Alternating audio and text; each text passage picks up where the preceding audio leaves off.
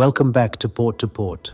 In this part 2 of the podcast, we're talking about the future of the shipping industry and the exciting changes happening right now.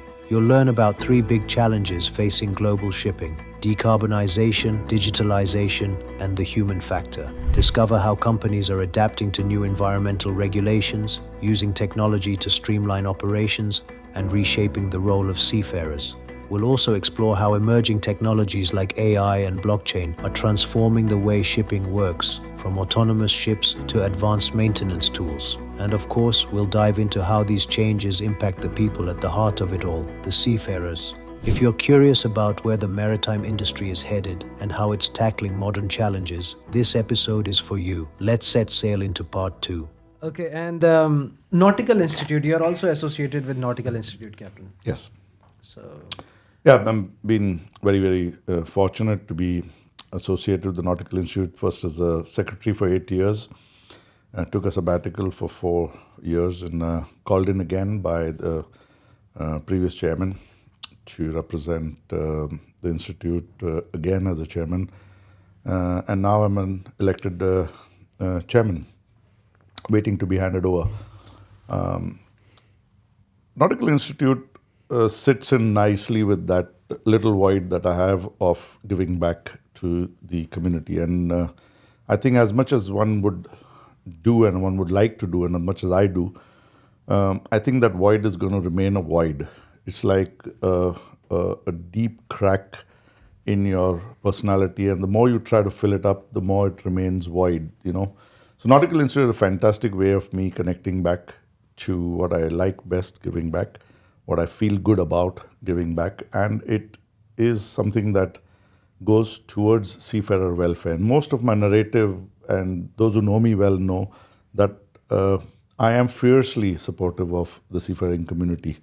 Not because I've been one, but I just think that they don't have enough of a voice ashore. True. And if likes of myself and maybe Shubpreet don't stand up for them, they kind of remain at sea without having a supportive voice ashore. And that's what I would like to be known as, somebody who stood up for the seafaring community, given back to them, or been there for representing them. And that's what Nautical Institute gives us an opportunity to do. so what things actively the NI is doing for the seafaring community, if I may ask? Well, a lot internationally, but I can speak about our branch. We've had close to 12 events last year between October and March. Okay. That's not just presentations, not just things. There are sporting events. There was a black tie event. There was a Christmas party. There was a football seven-a-side. So Nautical Institute brings people together, like-minded people, and the narrative goes across saying that we want more people to come up and support the seafaring community. We've been very economically independent as a branch. We don't get anything from the headquarters. I've been on council for 6 years in UK and also 3 years as part of the professional assessment committee globally in UK. But I can tell you that there are enough branches who get support. Ours does. UAE is one of the first branches that were formed outside the UK. Did you know that, Shubpreet? Ours No. was the first one. Yeah. And it's one of the oldest ones. And it's been usually successful. We are a registered entity here. And the Nautical Institute, last event we had was an indoor sports tournament, which we had on the 1st of September. We had a badminton, table tennis, football, and indoor cricket tournament, where companies were open to apply, and we had all 4 on a Sunday afternoon. We went out there and we had a nice jolly. That's what we do. Okay, Captain Shubpreet, a couple of questions related to shipping that may challenge you or interest you. Right. So I would like to put some out there. So, Captain, what are the biggest challenges the global shipping industry is facing in 2024, and how are the companies adapting to those challenges? I think the biggest challenge that I see right now in 2024 is decarbonization. The second one is digitalization. And the third one is people related. Okay. So those are the 3 biggest things. And when I say about decarbonization, the stage that the current industry is, the regulatory environment which is coming in, is going to be very challenging for ship owners, ship managers, anybody associated with the industry to navigate, because things are changing at a very fast pace. The second one that I talked about was digitalization. There's a lot of new methods of doing things that's coming in.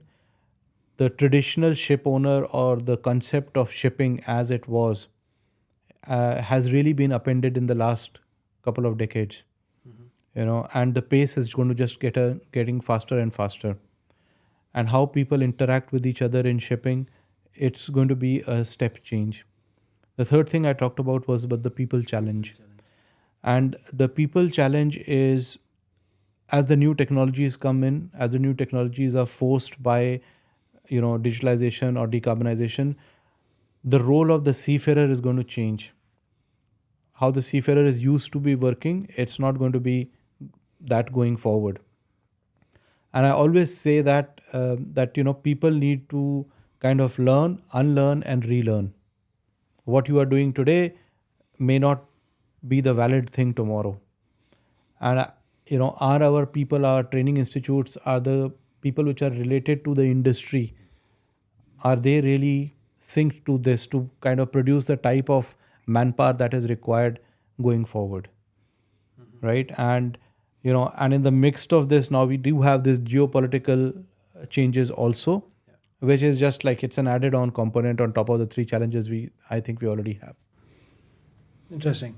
How do you see the increasing emphasis on sustainability and decarbonization affecting the shipping industry in the next 5 to 10 years? Okay, so I actually, it's good that I kind of preempted your question, because I highlighted that as a challenge. The regulatory environment is not going to go back. Decarbonization has been a thing. It will just grow more and more, right? The type of regulations which are coming in, we had this 31st August, we had the fuel EU just kick in now, right? We got EU ETS, we're going to get IMO regulations around emission trading schemes.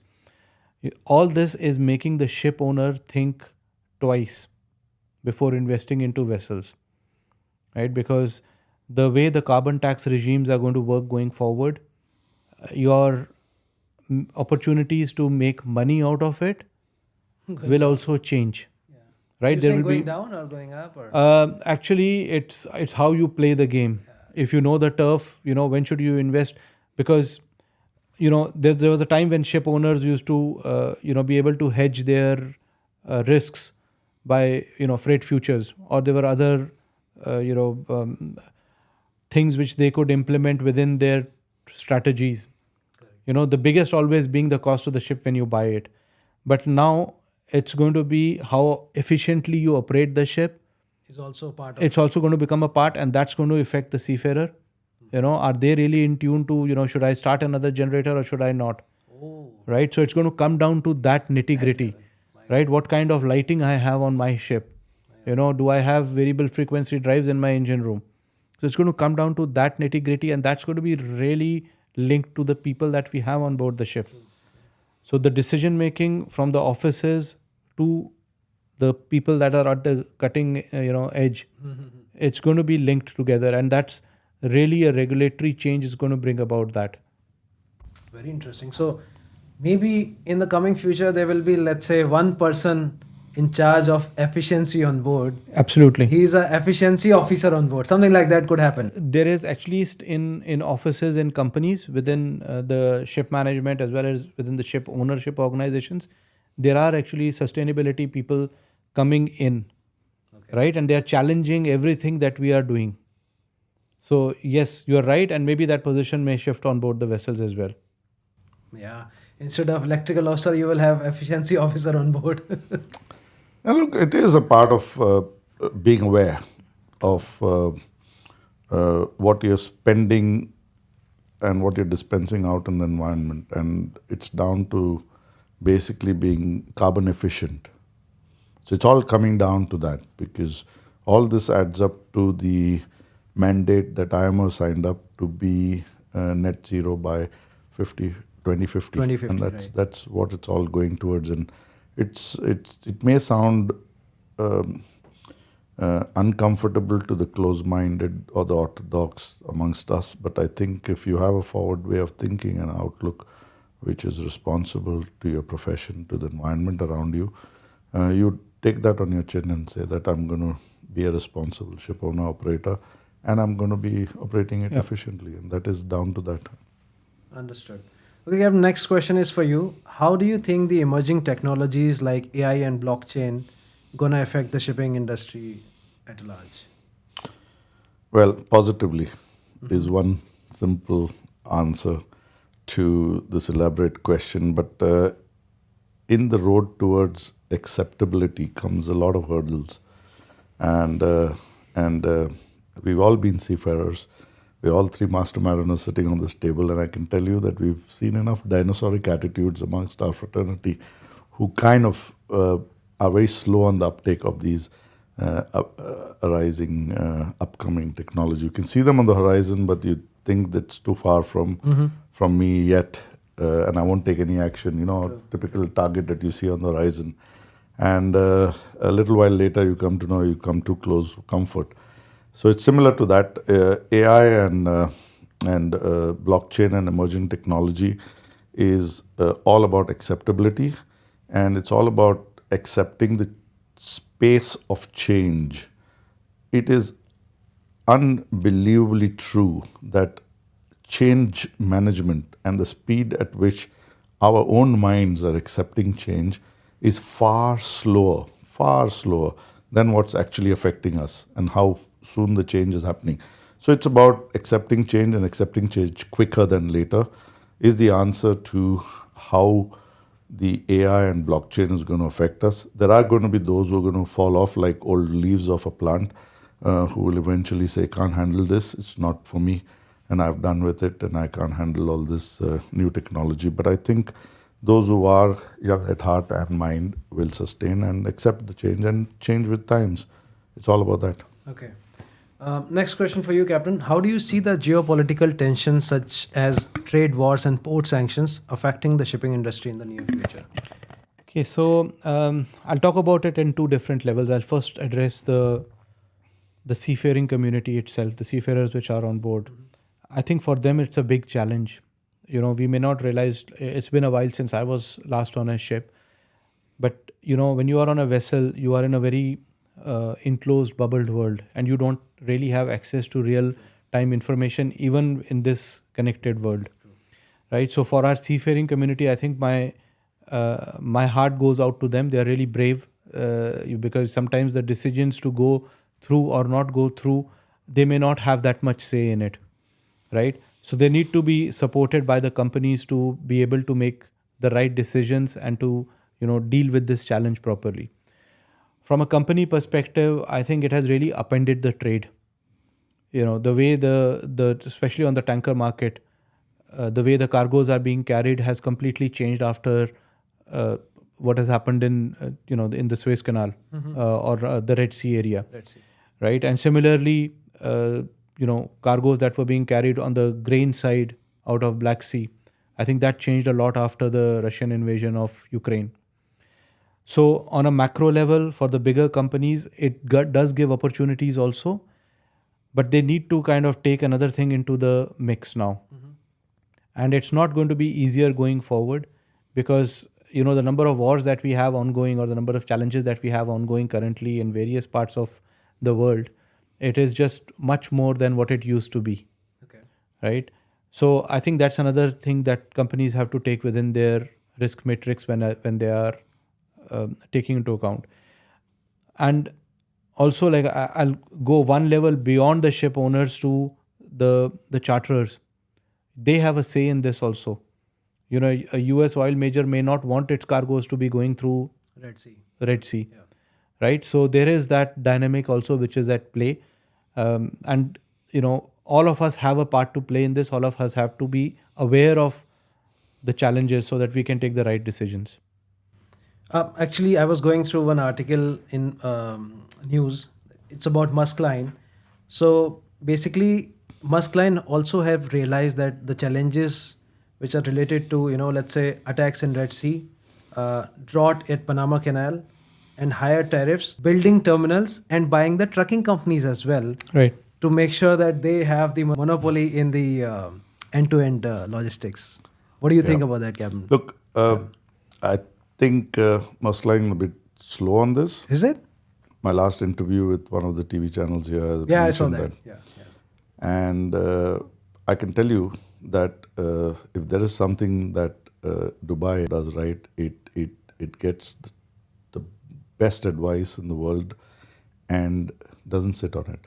There is very little red tapeism. They act on it. Here's the innovative part about the future. Those who are first movers have such a big advantage at that scale. So Maersk is definitely amongst most of its competitors as a container company or a ship owning company, definitely moving in the right direction. Like I said, DP World being a terminal operator, fifth largest in the world, has done this a few years ago, and it's up in the wall. So up on the writing is up on the wall. It is about acting on good advice and acting fast. Like I said, speed of response, speed of change is the take-home factor. If there is one message I want to get across to your viewers today, it is, if you hear a good advice, don't sit on it. Don't act tomorrow. Act on it now. If you find a nice idea, post it out today. Post it out today. Interesting. Also, that brings another very important question. Do you think Dubai is sitting at a sweet spot, or do you think it's not seeing the current global economy crisis, what's happening? Look, Dubai is attractive to a lot of people who have wanted a safe working environment, a convenient working environment, yet also wants value for its money. And a lot of people I hear say that Dubai is becoming expensive, etc., and it's difficult to do business here and make it profitable. I mean, look, I've been here 20 years and I haven't seen any of that. Okay. And I'm not a very big company. We're just 24 of us. We've got 3 registered offices as Constellation in Middle East. But to be honest, Dubai has been a very happy place for me. And I think Dubai is doing most things right. I think Dubai has got a very good geographical advantage as well. And it's learning from the past mistakes of most expat economies. Some of them we've had in Europe and still have, like the Cypruses and the Maltas of the world. We've had a few in the Far East, like the Hong Kongs and the Singapores. And Dubai is sitting with all those lessons learned and is doing everything that is required to attract good business and sound business, I think. And there's no room for any malpractice or any ill-fated the thing. I mean, Dubai is a very UAE is a very safe place that way to conduct a business. It's a happy place. So for me, it is. I've been fortunate to be. What's your opinion, Captain? So I spent about 15 years working in Singapore. Let's keep the answers short because it will be. Okay, and I have now moved to Europe, to UK actually for the last 2 years. I certainly see the advantages of having a maritime cluster, which Dubai is building up. Singapore is a far advanced and a bigger maritime cluster than Dubai currently is. But I just see that the steps are being taken in the right direction in this country. I also see Glasgow, which was a maritime cluster and it isn't anymore. So I think the government has a lot to do to attract the right people. And once you get that right people, I think then it just grows out of it. I was reading one news as well. They say 11 billion tons of goods transport by sea. 11 billion tons of goods, which comes down to 1.5 ton per person in the world. So like every one of us is responsible for 1.5 ton of cargo. Okay, let's move on to containerization because a lot of things happening over containerization. So Captain, what do you think in last 10 years, how the containerization has changed, and what do you think about the Maersk Line and all the top container companies in the world? Made commodities cheap for sure. Yeah. Those which were going on large bulk carriers, break bulk, have now moved into smaller parcels and container ships. Those big parcels which were flying on an urgent basis across the globe on aircrafts have again started going on those liner routes, which are regular and fast and pretty much a feeder line. So definitely commodity prices have gone down, and containerized trade is the future, I feel. It has its ups and downs and its blips and blurs, but I personally feel more and more commodity is going to be transiting through containers. So containerization is a fantastic innovation. It's only going to grow. And you've seen amongst the most profitable companies in the world are actually those who are operating container ships. Shubpreet might beg to differ with the offshore and the tanker trade, but I personally feel on the longer run, containerization has a definite advantage in the trade than any other means of commodity transportation at sea. Yeah, I was reading container ships to grow by 18% over next 10 years. So yeah, so that syncs with what I said without doing the research you've done, but it is a positive trade. But at the same time, it's very, very competitive in terms of because every man and his dog enters at a basic level and wants to cut the cost. So you got to be a good operator, and scale does play a big role in profitability in container trade. okay, Captain Shubpreet, one question for you. Since you're with the very renowned shipping company, what are the current challenges that you face in recruiting and retaining skilled seafarers? I think the challenges that we face currently are similar to what has always been the case, right? You don't have access to good talent.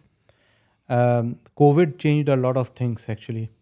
In the last few years, there was, companies used to have their favorite areas, geographical areas for crew pools. Yeah. Right? So you would be like an Indian seafarer pool or a Filipino seafarer pool or a Ukrainian or a Russian. And post-COVID and the current geopolitical situation has completely upended that. If you had all Indian seafarers, you couldn't do a crew change in India, or if you had all Filipinos and you could not do, or if you had all Chinese and you could not fly them across the globe. That really impacted a lot of companies, and it has impacted the company that I work for currently. So I see the variation in the crew pool happening a lot in the last 2 years. Some pools are shrinking. Indian seafarers, if that's our kind of target audience here, they are definitely in a lot of demand, especially in the tanker industry. But what I have seen in the last couple of years, a lot of East Ukrainian seafarers are coming to sea. Yes. And I think, are they replacing Indians in a way? Actually, it's happening the other way around. Oh, is it? Yes. From a very grassroots perspective, I can assure your audiences that we see macro data at least for 500 vessels. Mm-hmm. And we see that shift of, because don't forget, like the Ukrainian seafarers, some of them had to go for national service. Oh, yeah. And when you are trading your ships in the Russian areas, if you're picking up your cargoes within the the limit set by the international agencies, you cannot have Ukrainian seafarers going into Russian ports, and vice versa. So for Russian seafarers, the challenges are also there, where certain ports or certain charterers actually do not want to have those on board. Oh, this is then news. You come into a neutral territory, and Indians sit like correctly in that sweet spot. You can go to Ukraine, you can go to Russia, you can trade everywhere. Very interesting. Right? Filipinos, Indians. So, but guys, like my message to you is, take this as an opportunity to get into newer trades. Don't take it as an opportunity to earn that $300 or $500 extra a month. Right? That's not where it should go. Correct. Right? If you want to get onto those dual fuel, LNG vessels, or that's your opportunity to do this. And that will be a much better long run impact on your careers rather than having that $100 extra in your pocket today. I agree. Very well said. I can't agree more that you can either be greedy for the last $200 or be smart about your career change and learn a better trade. Yeah, absolutely. Okay, that brings me to the next question. What do you think about the autonomous ships? Is it going to be the future, and how is it going to affect the maritime seafarer? It is already affecting the seafarer and the maritime community. It's like, you're living through the change. It's not going to be one fine day it's going to dawn upon you. The fact that the paper charts have gone and ECDIS has come itself is a step towards automation. The fact that years ago when we were sailing on P&O ships, the Sparky went away. I actually stayed a few more years on P&O ships before he was asked to go. Joe Crastroy, looking, this is one for you. He was our favorite Sparky, by the way. Joe, yeah. But here's the thing. GMDSS was automation of shipping. I think ECDIS is part of automating shipping. VDR, I think, is part of it. I don't know how many people look at the magnetic compass anymore, but a compass swing is, I think, the only people who ask for it is oil majors during wetting inspections. But these are all happening as we speak. So autonomous shipping is going to be a nice skin change. Before you know it, you look back at your right hand, it's changed colors. Look at your left hand, it's again changed colors. So it's going to happen as we live. It's going to be cybersecurity. Ships are being cyber secure these days. There are modems gone, and there are all sorts of satellite communication modes coming in. Skylink is moved into most professional shipping company who care about the crew. I've seen a second officer actually walk in with his own Skylink dome. Oh, yes, he bought that. It's a small little. It folds up and you can align it with your porthole, and that's it. That was his own personal satellite communication. Very interesting. I'd just like to add a little bit, and guys, this is for the seafarers where you guys are at the cutting edge. There is technology now where you put cameras on the ship, and you train the AI to pick out high risk events. So if you have a guy going on a deck without a helmet, the AI will flag it as a high risk event, right? Similarly, if there is people working in the engine room and they see the same guy working for 16 hours a day, it's flagged as a high risk event. Oh, so they have the cameras which are connected with the AI. And artificial intelligence actually picks on those high risk events, and then the master gets a report where it'll show like, okay, these are the behaviors which are causing high risk. That's actually artificial intelligence actually working on board ships, telling the human how to change their behaviors. Yeah. And when I said about that learn, relearn, learn, unlearn and relearn, the seafarers of today will need to do it. Right? This is actually happening because when you go to an oil company now and say, okay, I control my behaviors by this, that gives an added advantage to the owner, the charterer, to get their insurance premiums down. Yeah. I have a plug on this just to finish off for a friend, Leroy Dias, for Steelcore. Leroy, this one's for you, mate. He has this fantastic app which takes a picture of the same location twice in an interval of XYZ months, and it depicts the corrosion levels of a ship. Of a particular. So it's no longer the decision of the mate or the master where to start chipping the port side of the forecastle or the starboard side. It's the AI telling you, and it is an app that he gives out on subscription basis, and there are a number of good responsible ship owners who've taken it. Automatic reporting, it's click. So it's like it's installed at some location? No. There are set locations, maybe of tanks, maybe of deck areas.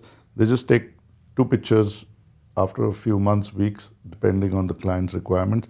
And those photographs are compared and gives a percentage of corrosion. Of how it is corroding. Okay. And it's superintendent gets a nice map of a ship, and it's so easy, and he's growing as a business. Leroy, well done. Steelcore, way to go.